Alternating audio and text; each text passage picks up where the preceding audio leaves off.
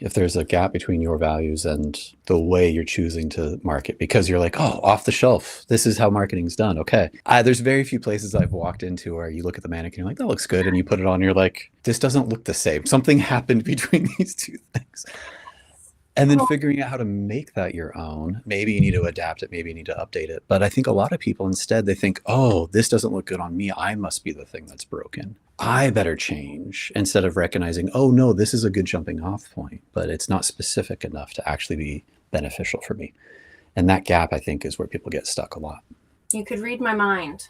You could read my mind because it's so true. And this is where people wind up really stepping into that space of feeling like they are the problem. This Yeah. is something I don't know if I referred to it often enough, if I'm being honest, is the Mm. book called The Big Leap. And in that space, they talk about certain boundaries to success. And one of them is feeling fundamentally flawed. And if you are not taking care of yourself and understanding where you stand in the grand scheme of things and what's being thrown at you, you're going to feel that way.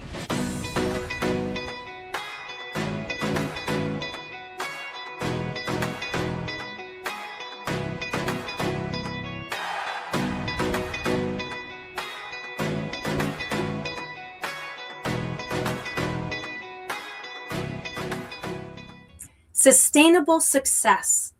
It's built through your well-being, not at the expense of it. This is something you must lean into if you want to actually not just survive in your business, but thrive in your whole life. And that's why we have Garrett here today. He's going to tell us a little bit about himself, why this topic matters to him, and why it absolutely should matter to you. Garrett, welcome to the show. I'm excited to be here today. Thanks for having me, Shauna. Why does this matter to me is really interesting. I grew up in a family where we thought money would solve most of our problems, and it would. But then I hung out with some people that had all the money in the world, and they still had a lot of problems. Some problems that we didn't have growing up. They're a whole new set of problems. But it was really interesting kind of getting a chance to see behind the scenes of what their life looked like when I was early in my career. During the day, I was be getting them coffee, and then at night, I'd be bartending, serving them drinks at night. And so I'd be able to kind of see both sides of these same individuals. And they had a lot of resources, but they didn't have a lot of time, energy, or attention left over to provide for themselves or their family. And so their relationships floundered, and they were frustrated by that. And then their health floundered. And so it was really challenging to kind of see that. And it kind of woke me up to understanding that health and well-being is important. Relationships are important.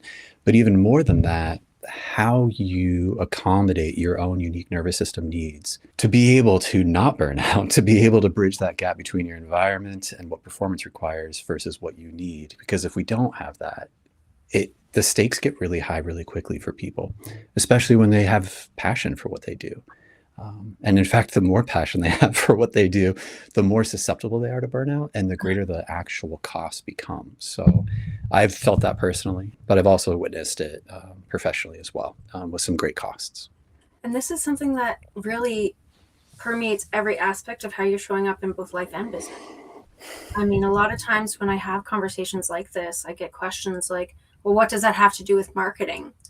This is a really important part of marketing, because really all marketing is how are you showing up? How are you making yourself visible in order to create connections and relationships that help to sustain your business? Yeah. And if you're doing that in such a way that doesn't honor your nervous system, goodness, just the who you are as a human being, whether you're introverted, extroverted, whether the sun rose on this planet of this way, I don't know, like all those things, no matter what you're thinking of, whatever it takes to be you, if you haven't honored that, really leaned into making sure your entire well-being is taken care of, you might as well throw your marketing out the window, because Yeah. what's it for at this point? And I do think with marketing, if there's a gap between your values and the way you're choosing to market, because you're like, oh, off the shelf, this is how marketing's done. Okay. There's very few places I've walked into where you look at the mannequin, you're like, that looks good. And you put it on, you're like, this doesn't look the same. Something happened between these two things. And then figuring out how to make that your own. Maybe you need to adapt it, maybe you need to update it. But I think a lot of people instead, they think, oh, this doesn't look good on me. I must be the thing that's broken. I better change, instead of recognizing, oh, no, this is a good jumping off point, but it's not specific enough to actually be beneficial for me. And that gap, I think, is where people get stuck a lot. You could read my mind. You could read my mind, because it's so true. And this is where people wind up really stepping into that space of feeling like they are the problem. This Yeah. is something, I don't know if I've referred to it often enough, if I'm being honest, is the Mm. book called The Big Leap. I absolutely love it. And in that space, they talk about certain boundaries to success. And one of them is feeling fundamentally flawed. And if you are not taking care of yourself and understanding where you stand in the grand scheme of things and what's being thrown at you, Yeah. you're gonna feel that way. Yep. So Absolutely. I'm curious then, because you're working with people who are actually a lot more predisposed to feeling that way, Hmm. who are high masking, people who are high achieving. Usually they come very close together, those two things. And so, they push and push and push and always raise the bar and feel like even if they've hit the bar, it doesn't matter because now the bar's higher. How do we mitigate this situation in such a way that we don't fall into burnout and feeling fundamentally flawed and ultimately not feeling fulfilled with all of the deeply meaningful work that we're doing? Yeah. I know that's a big question. Yeah, it's a really big question. And it looks a little different for everybody because what's behind the scenes for them that's creating that behavior is a little bit different. Sometimes people grow up in a system like you talked about there, that idea of being fundamentally flawed. So maybe I'm not lovable or I'm not worthy, I'm not good enough, I don't matter. And so if they have a part of themselves that believes that on some level, it's really a challenging emotion to kind of carry around. And so we do some things, to take care of that. We go, hey, I'm going to do this thing. If I'm doing all of these things, look at all the accolades or accomplishments I have. I can now use this as proof to challenge these beliefs that I have about myself. But the hard part is challenging those beliefs, giving them evidence to be like, hey, you don't need to be here anymore. Beliefs don't necessarily work through evidence. There's a difference between understanding and knowing in theory versus feeling in yourself. And so sometimes if we're trying to take evidence and logic and reason to an experience, there's a miss there. And so I think a lot of people go, oh, that belief is still there and I've achieved X. Well, now I'm going to achieve X, Y, and Z, and then that'll be enough, and that belief will slowly dissolve. And then they find themselves in their 50s and the 60s with all of these accolades and all these accomplishments. And then they look at what they've given up to provide that. That belief is still there. They may be proud of all their work they've done, but then they're frustrated by these things that they've had to give up in that process. And often that piece is the most important part. And so sometimes it's not about going and achieving and doing more, although that helps. You got to keep a roof over your head to go pay your bills. You have to have an outlet for your passion. We live in reality. Yeah. But it can turn into an obsession. The passion can turn into a session, and that's when it can be working against you. So to keep it in that adaptive arena, if you're using your passion to outwork your own insecurities about yourself, we're in trouble. That's not actually the best use of your passion. Yeah. And so something that I'm kind of hearing in between the lines here, and you can correct me if I'm wrong, is the power of the pause. Right. And the reason I bring this up is for a few reasons. The first one being that after you've achieved certain accolades, as you say, if you just acknowledge them and move forward and keep going, we fall into this loop.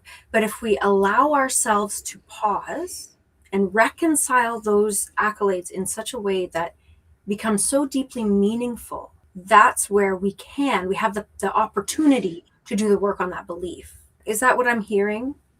Yeah, definitely. It's easy to get on what do they call that? The hedonic treadmill, where like more is better or bigger is better. And we're pretty susceptible to this in the States, right? Oh, nice house. Oh, bigger house. Oh, yeah, nice car. Ooh, faster car. That blows my mind, by the way. Yeah. Sometimes I watch home and garden television. And Yeah. I'm in Canada, just so you know. I'm in Southern Ontario, and I absolutely love it here. And my house is a very modest house. I've got like less than 1,500 square feet, and I have a family of 5. There are people on home and garden television in the United States thinking that a 2,000 square foot house for 2 people is small. It blows my mind. Yeah. So hey, you know what though? This is not just a personal situation though. It's very much systemic, like you say. It is. And so this idea of trying to do more, being better, there's some benefit to it. And here in the States, I was in France one time, and then a Frenchman said to me as he was smoking a cigarette as we're riding bikes together, right? Oh, this is and he classic already. I'm here for this story. and he says, I love you Americans because like the first time we stopped, you were the last one to show up out of the group. And now they're at our third stop and you were the first one here. There's always this idea of like, if you're behind, that's not okay. You have to catch up or get ahead. He's like, and it's every single one of you. It's in there. I know it is. As he's smoking a cigarette, puts it out and gets back on the bike and rides away. And I couldn't tell if that was a compliment or a critique, and it's probably both. But it does seem to be a pretty universal theme here in the States. And it costs people. And it's very interesting. And I can understand where we're talking specifically the United States for that, but really in Western culture in general, the 100%. idea, right, the idea behind it still exists. It still permeates everything we do. And when it comes to your marketing, if you're a business owner, you're trying to really advance yourself in your career as a business owner, you can very easily get caught in the same damn trap. I need to be everywhere. I need to do everything. I need to have my fingers in every single cookie jar. Yep. It's leading to the same thing. Yeah. And then you get overwhelmed. And then you get a smaller return on each one of those things too. And then you have evidence to prove your insecurities correct, not to challenge them. And then that kind of snowballs itself into a vicious cycle for sure. Absolutely. For a minute here, because I don't have too many people who are ready, willing, and able to dive into it, I would like to have more of a discussion on like the systemic view of all of this. Because really, our day-to-day, and now I just want to be clear with everyone who's joining us here for the conversation that we are both in the Western world, so I'm basing that from my limited view of that experience. So just keep that in mind as we go forth. The day-to-day of running a business is very much rooted in the patriarchy, the lived experience of a man. And that comes down to, this is really important to me. And the reason I want to bring it up is because for those of you who are joining us, when I first met Garrett, he brought up something called the biopsychosocial model, which is something that I'm quite familiar with from my days in psychology. And I loved how he applied it to what we're talking about here, how we're showing up and in business, but in life as well, and how our minds kind of work around the whole arrangement of the way our societal norms function. And so specifically, I wanted to talk about the experience for a woman in business versus a man in business in today's age, because everything in the like corporate America type of model is made for a man. It's made on a 24-hour hormonal cycle. It's made on whereas of course a woman's is a 28-day, give or take, hormonal cycle. It's based on a certain level of societal expectations. And also, of course, the idea that we expect of ourselves certain things based on all of the above. And so again, another big question. I'm full of them. Can we just talk about that? Where would you start when it comes to being a business person today, specifically an entrepreneur, man versus woman, society at large? Big question. So try to make it a little bit more digestible. I forget the name of the phenomenon, but we have these like archaic symbols that no longer represent what they originally did. So like Instagram as an app used to be like a Polaroid kind of photo. And before that, it was something else. I mean, YouTube used to be a TV old screen with like the dial up on there. Now it's like just a play button. And symbols are interesting because they harken back to something before it, and those harken back to something before it and before it. And we're all living a life that we've inherited through these cultural norms. And you're born into it. You learn how to play with it and work within it, but then you're also a victim of it in some ways. And so anytime you see yourself at odds with the cultural norms, it's really easy to just be like, oh, this must be a me thing, because it's ubiquitous everywhere. And often in the 50s, the US's advantage was about standardization. So if we can make every bolt everywhere be the exact same size, we can create this level of efficiency. If we can systematize every single operational procedure, we can make it more efficient and we can get more maximum output. And that mindset, I think, is really interesting. There's a whole management theory called Taylorism that's based upon scientific management and this idea of creating the one perfect system that works and produces the most efficiency for everybody. But we're not standardized people. Yeah, it's just we're people. Yes. We're not machines. And so we can't all optimize for efficiency the same way. And in fact, doing so puts people at odds with themselves and what works best for them. And because it's like this cultural norm, and they feel at odds, and then they do see other people being successful, or at least pretending to be successful. They make an assumption that, oh, I must be the broken one, must not work for me. Maybe I should just try harder, do more, or give up. And those are probably actually not true or healthy or beneficial mindsets or approaches to have. Instead, it'd be like, okay, this isn't working for me. Why? What is it that I need that this system isn't providing? What would make it easier to move forward? A lot of people talk about the comfort zone versus the growth zone and how you have to get out of your comfort zone. And there's some truth to that. But if you're 2,000 feet off the ground, walking on a plank from one building to the next, it's going to be really hard to take that first step and that next step. And even if you do, there's no guarantee that you're going to stop halfway through and not get paralyzed by the risks of that. But if we add more safety, we put a safety net underneath you, we strap you in, we create supports there, we have some encouragement behind you, with you as you go through it on the other side, makes it much easier to take action, to move you from that comfort zone to that growth zone. Absolutely. It's more about that safety than it is anything else. So yes, and the safety is customized typically. I mean, an has to be. acrobat, right? Yeah. An acrobat is going to be like, yeah, give me the net, and they'll go, right?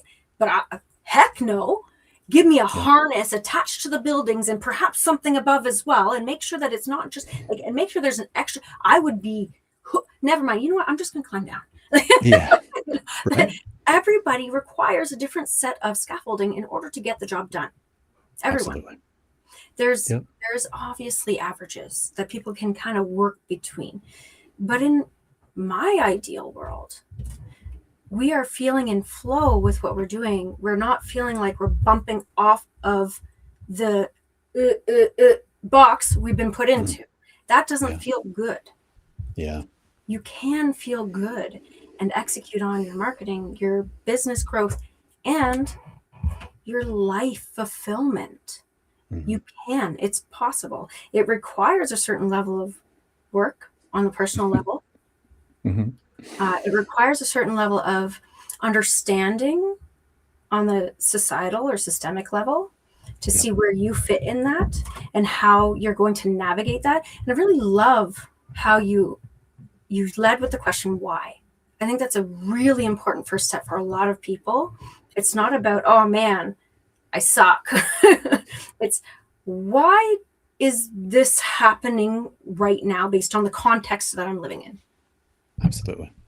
Yep. I love that so much. It's ridiculous. And something I forgot to mention when I was kind of going over the biopsychosocial model, and it's silly of me to have forgotten, to be perfectly honest. I mentioned, your hormones. I mentioned, of course, your societal context, because there are so many moving pieces in that as well. I mean, you and I are both white individuals.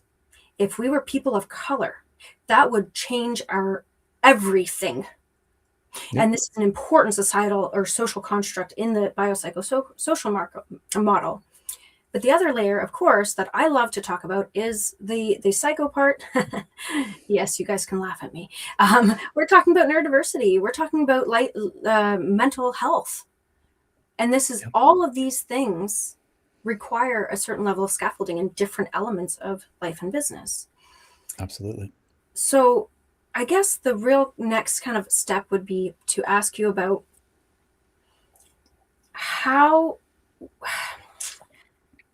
we can use this information. We practice the pause. We're asking why without judgment, without making it about us, right? Yeah. And then how do we take that and we turn it into something that will help us to decrease burnout and increase our feeling of life fulfillment, which of course includes our business development as entrepreneurs as well. Absolutely. And so something that if someone's in that first stage of burnout, it's a very different type of intervention versus someone who's in the fifth stage of burnout, right? Where they've been in burnout for so long that it's hard to remember a time where they weren't experiencing that. And the actions that are the very first step and is very different for both of those individuals. But something that we could say would probably be true for most people, regardless of where they are in that process, would be, what feels best to me yesterday? What's a moment where I was actually just lost in the moment? And when I came back, I felt renewed, even like a very small amount. For some people, it could be like dusting their books or reorganizing. For some people, it could be like going for a walk and petting their dog or humming a The tune, first sip of hot tea. a hot tea, something. When you Yeah. said that, that's immediately I was like my one moment of hot Yeah. tea, which is that sip, and you feel it, and it's just okay. Oh, Yep. And beautiful. and I want to make sure that I often work with people because cynicism is a big part of burnout. It's an indicative part of it where it's the easiest emotion to feel because you're like, what's the point? Mm. And if you're in that and someone says, well, the first sip of hot tea can be a start, they're like eye rolling internally on their head. And it's because of the cynicism that they've been in that, but also maybe they're not a tea drinker. Maybe that isn't specific enough for them. And so the idea isn't this list of like, okay, what are all the things that people say? Oh, bubble bath. Oh, okay. Facial. Okay. It needs to be unique to you. So we have to go internal for that experience for it to be able to find some scaffolding that actually bumps up against something that really resonates. If we're looking at a list outside, sure, it's a great jumping off point, but they're just suggestions. They are actually not anything that may or may not be applicable to you. And so if we think back, when was something you enjoyed yesterday or the day before or last week, no matter how small it is, the first step is to do more of that, is to be able to create that sense of comfort for yourself, even if it's for 30 seconds at a time. I know that sounds like silly that that's enough to begin to make a change, but often it's enough to kind of create momentum where you're like building that snowball and then letting it roll down a hill where it takes care of itself. I think that applies to pretty much everything.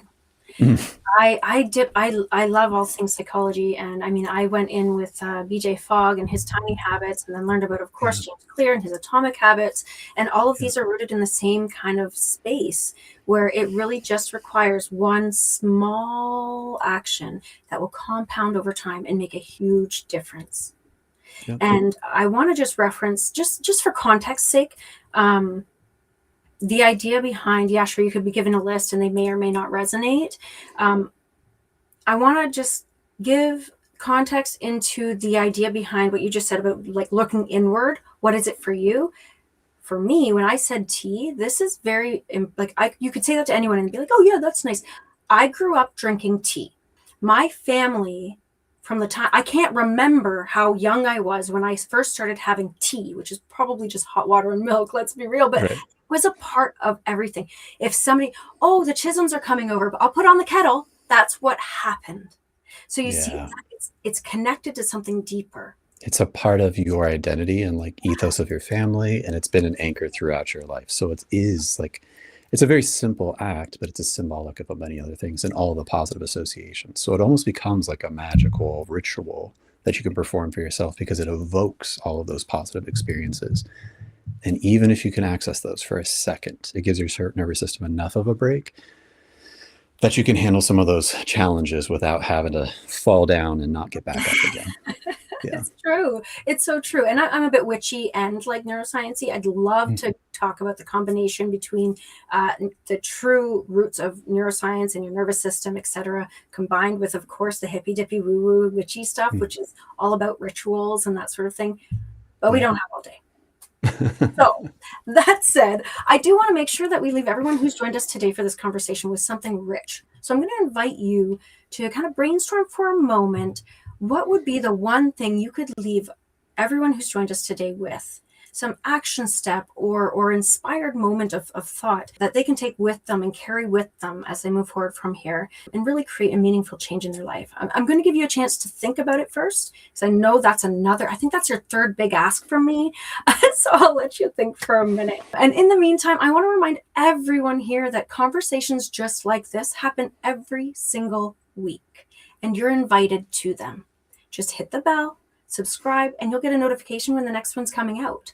Also, don't forget to leave a comment. We actually love this feedback. The comments, in my opinion, are the best because I get to talk to you. It's just one of those things like sipping tea. I love it. So with that, I'll get off my soapbox, and please, you know what, Garrett, tell the people what they need to hear. Thanks for that lovely invitation.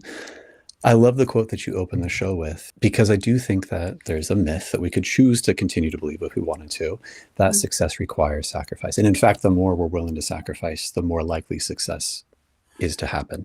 That's a pretty common belief. And if we choose to believe that, I wonder what tomorrow would look like, next week, the week after, the end of this quarter, next year, 5 years from now.